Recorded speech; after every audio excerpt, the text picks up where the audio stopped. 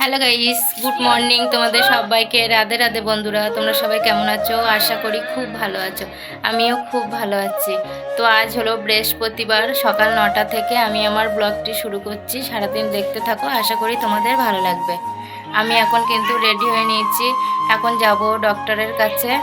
তো ডক্টর দেখিয়ে আসি, তারপরে তোমাদের সঙ্গে সব কিছু শেয়ার করছি। দেখো বন্ধুরা, আমি কিন্তু ডক্টরের কাছে যাচ্ছিলাম।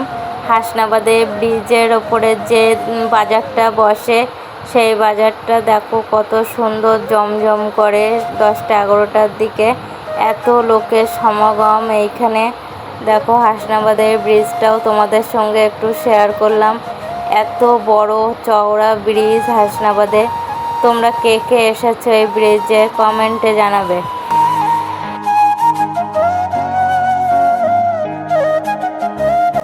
ব্রিজের ওপর থেকে নদীটা কত সুন্দর দেখতে লাগছে। বাড়িতে চলে এসেছি, এসে কিন্তু আমি স্নান করে নিয়েছি।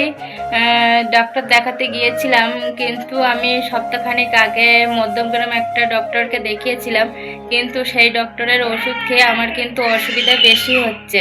তার জন্য কিন্তু আমি ডক্টরটা চেঞ্জ করলাম। বাবাদের এখানে একটা ভালো ডক্টর আসেন, আমি ওনার কাছে গিয়েছিলাম। দেখি ওনাকে দেখিয়ে কি হয়। আগের ওই ডক্টরটা কিন্তু আমার ওষুধ দিয়েছে, খেয়ে কিন্তু আমি একদমই সহ্য করতে পারছি না।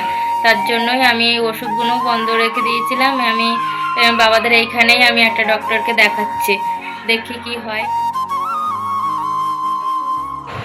আজ দুপুরে কিন্তু রান্না হয়েছিল ভেন্ডি ভাজা আর মাছের তরকারি। বন্ধুরা, আমাদের কিন্তু রাতে খাওয়া দাওয়া কমপ্লিট হয়ে গেছে। সোনা বাবাকেও কিন্তু দুধ সুজি খাইয়ে দিয়েছি।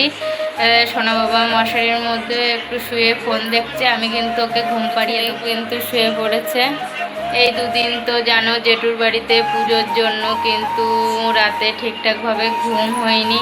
তার জন্য কিন্তু আজ বেশি রাত পর্যন্ত জেগে থাকি না। কিন্তু 10টায় 5 হতে যায়, আমরা সকাল সকালই শুয়ে পড়বো আজ। তো আজকের মতন গুড নাইট, টাটা, সবাই ভালো থেকো।